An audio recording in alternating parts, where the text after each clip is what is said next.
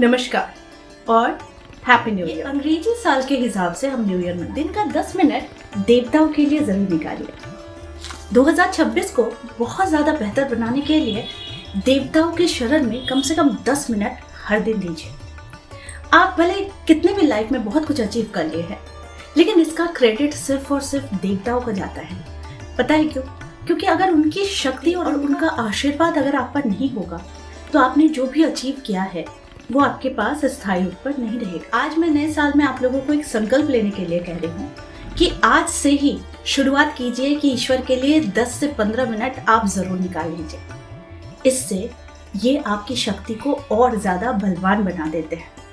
हम जीवन में जो भी अचीव करते हैं, हम बस कहते हैं कि हमने मेहनत की, हमने सब कुछ किया, ईश्वर कुछ नहीं होते, सारा कर्म हम करते हैं और सारा क्रेडिट हमें ही जाता है। बहुत सारे ऐसे लोग हैं जो लोग कहते हैं, लेकिन मैं कहती हूँ कि वो कर्म का फल तो हर किसी को मिलता है ना। वो मजदूर को भी मिलता है जो सुबह काम करता है, जो एकदम मॉर्निंग में उठता है, वो पेपर वाले को भी मिलता है।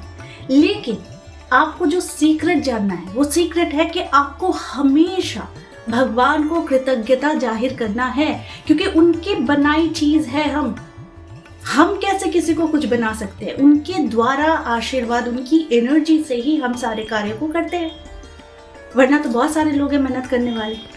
तो आपने जो भी अचीव किया है वो सिर्फ और सिर्फ ईश्वर का ही देन है, और आपके कर्मों का फल डेफिनेटली है, तब बनता है आपके कर्मों का फल।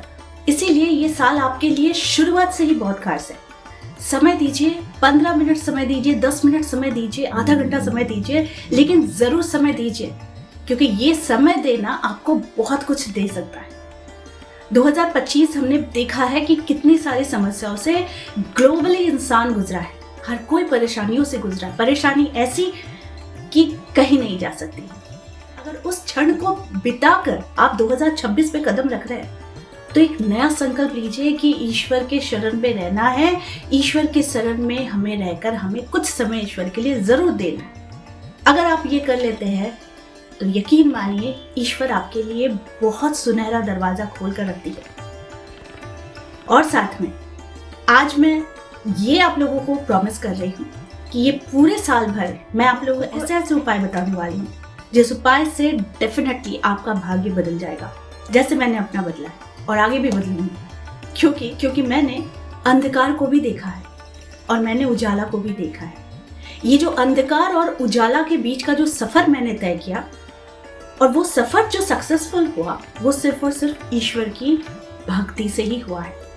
और मैं चाहती हूँ कि मैं आज जीवन मरते दम तक, आखिरी सांस तक मैं ईश्वर के ही चरणों में रहूं। तो इसीलिए ये साल आपके संकल्प का साल है, शुरुआत है, आज से ही है। तो आज से आप अपने जीवन का 15 मिनट निकालकर, 10 मिनट निकालकर ईश्वर के शरण में रख दीजिए और प्रॉमिस कीजिए कि ये मैं पूरे साल तक, मेरा ये समय आपके लिए होगा। वो कभी भी हो सकता है, सुबह, शाम, रात्रि, दोपहर, मध्य रात्रि, आपको जब सुविधा हो, लेकिन वो 15 मिनट, 10 मिनट आप ईश्वर के लिए रखिए जरूर से, और प्रॉमिस कीजिए ये समय मैं आपको दूंगा।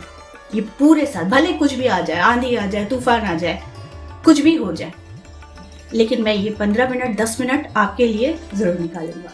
बस इतना ही कहना है।